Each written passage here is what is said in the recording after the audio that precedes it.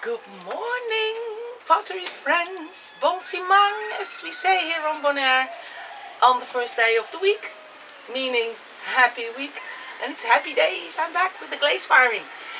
I just looked it up in my last glaze firing results kiln unloading video was 5 weeks ago, really. Obviously, I finally got my clay. I got to work, made commissions. I did one glaze firing before this. Something went wrong with my footage, so sorry. Wasn't able to share that with you guys. But this one, it's gonna happen again. I hope you all are well. And if you're still hanging out with me, thank you. It's very much appreciated. This week I got a message from Finland. Hello Finland, and I got a commission for a mug from Canada. Ivy, if you're watching, I made 2 of them, so once they're fired I'll send you pictures and you can pick one. Sue, if you're watching, one of the, well, let's call it an experiment for the jars for your jams is also drying, so you know I'm busy.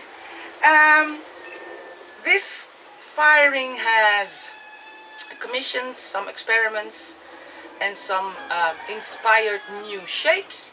So let's dive in. I will change the camera angle so you can see a little bit better, and then let's get this kiln opening started. Here we are. I changed the camera angle and pulled you in closer and more from the top, as you can see. Tell me if you like this better. Let me know what you think. And you know, I can always switch it back to how I am used to doing it. Let me know.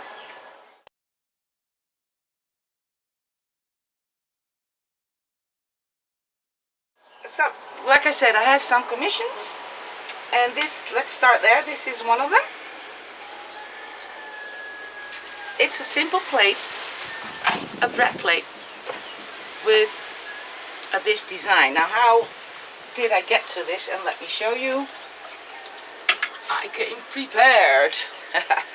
This is a commission for, I think it's flipped, but never mind.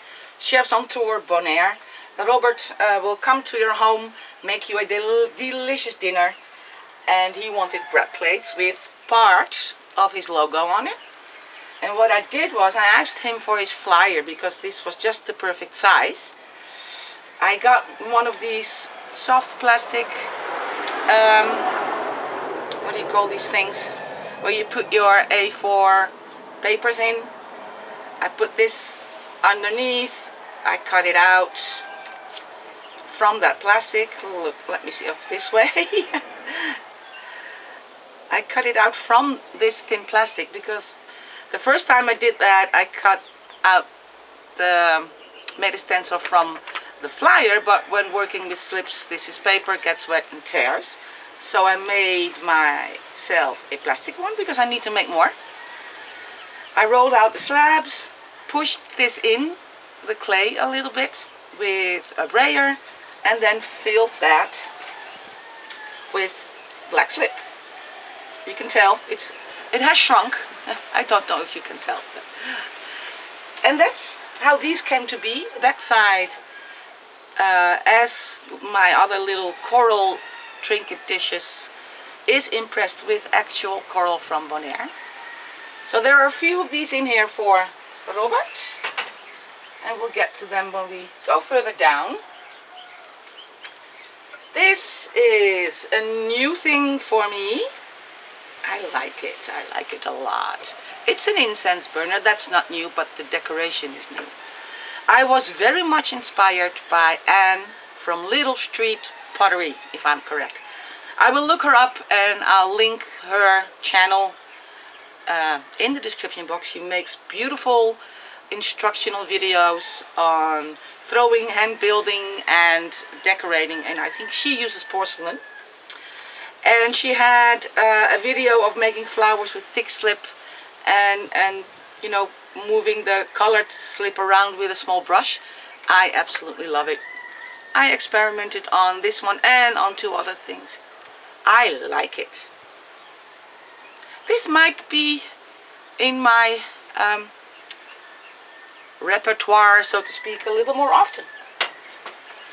One small shelf out, and there are more plates for chefs on tour. Donair. One more little plate out, or shelf, should I say. Here we go.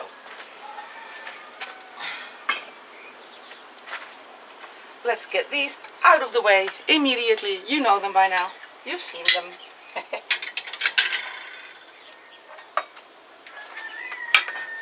Now, experiments. I've been experimenting with stroke and coats on my dark clay by Laguna, the 391. I think this is the candy apple. Oh, I can read it. I wrote it. Yes, this is candy apple. Fire to cone 6, hopefully. I haven't seen the cones yet.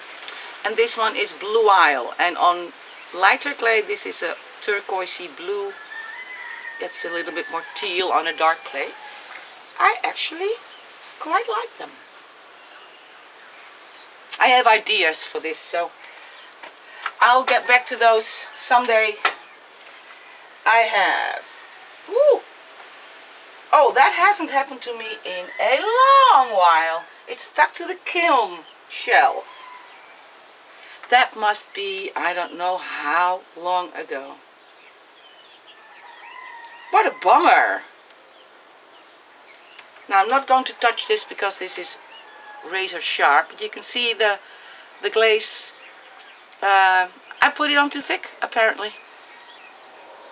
And I've never had that happen. This is the beautiful greenstone by Spectrum. And this top part is oatmeal by Amico. It is absolutely beautiful. Ah, that just stinks. And I have a shelf to clean. Oh well. That really hasn't happened for a very, very long time. Another experiment with the same flower decoration combined with an inspiration from Matthew Kelly. Those of you who follow me and are potters yourself, you must know Matthew Kelly, right? If not, I'll link his channel in the description box below as well. He is an amazing potter. And he made tumblers. Sort of kind of shaped like this. I think his were bigger. And I wanted to try that. I like the shape, I like the weight, I like the way it feels. The flowers didn't come out as pretty with this combination of slips, but yeah, I put the flowers here for a little bit of texture, for, you know, so it won't slip out of your hands that quickly. It's just my white clay body, Laguna 65, with clear glaze on top of the slips. I'm not sure, these flowers didn't come out so pretty. I have another one though. Ooh, that one feels good. I like it. I like the flowers, I like the weight, I like the feel of this shape. So yeah, happy with that. Taking out this shelf, let me show you. That's where, ooh, there's a post hanging off it as well. That's the glaze there. I've got some grinding to do.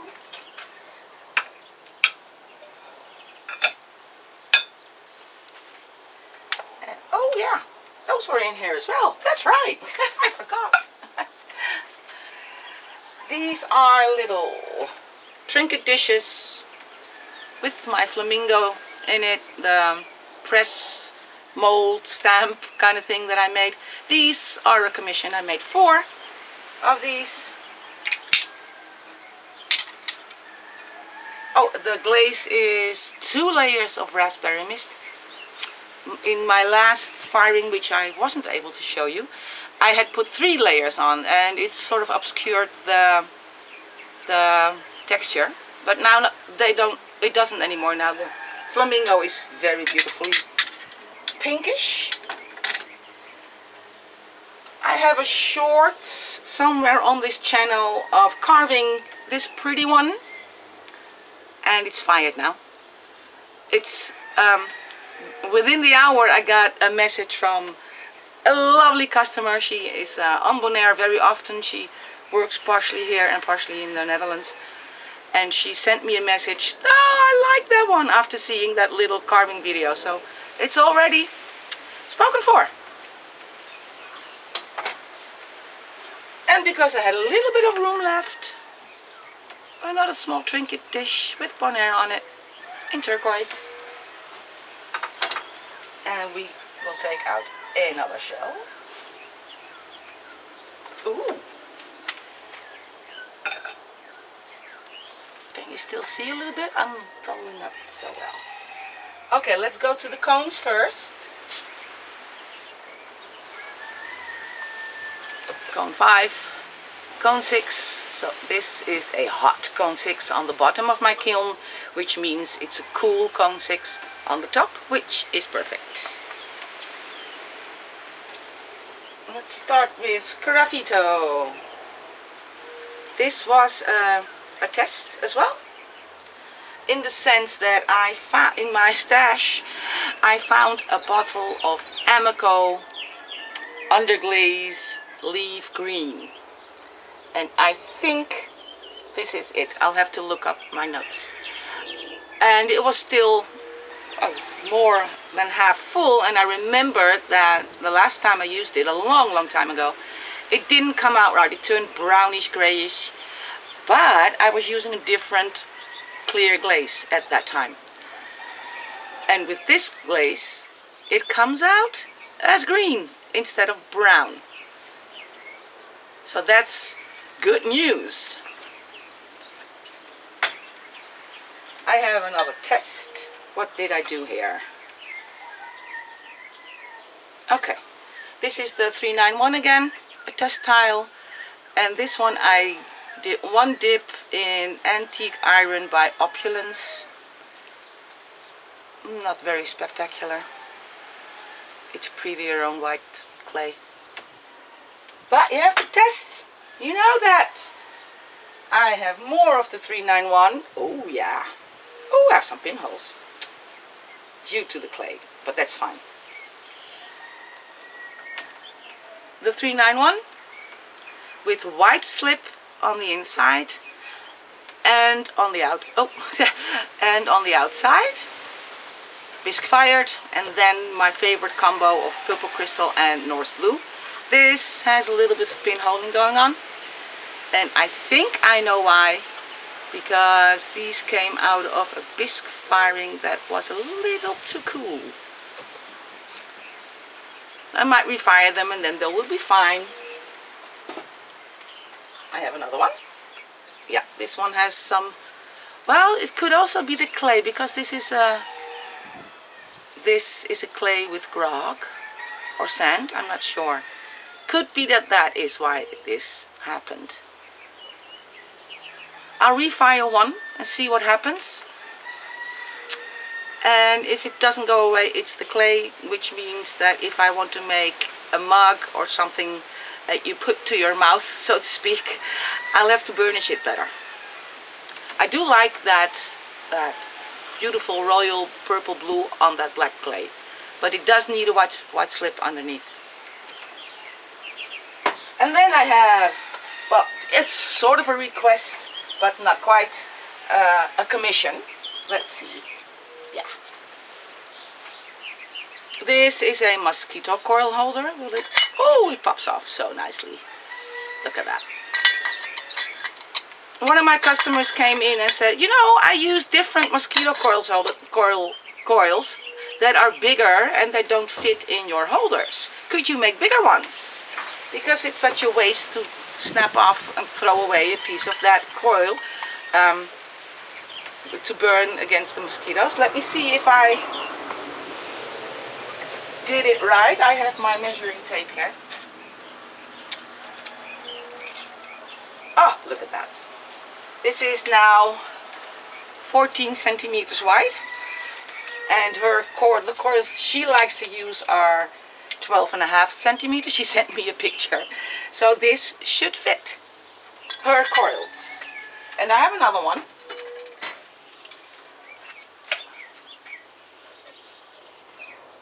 This is the antique iron as well. Let me get that test tile back. That's the difference. It's beautiful on a white clay. Does it come off? Oh, not yet. I'll have to tap it. But there's another one. I have a little bit of crawling. Can you see? Hold it differently. I know why. It went in too thick in there. Yeah, very, very nice. And, well, that's it, folks, as they say. You've seen my... oh, let me change the camera angle again. Hold on. Just popping back in the picture to say goodbye. That's it from my little 50 liters kiln. As you can see, there's a lot awaiting a bisque firing. I have Jimmy packed full with, amongst other things, that big fish sculpture, of which there's a short where I show you how far I've gotten with carving, and more mugs and loads of things. So I hope you stay with me, follow me, subscribe maybe, and let me know what you think. I'd like to hear from you. And I will see you in the next video. Bye bye!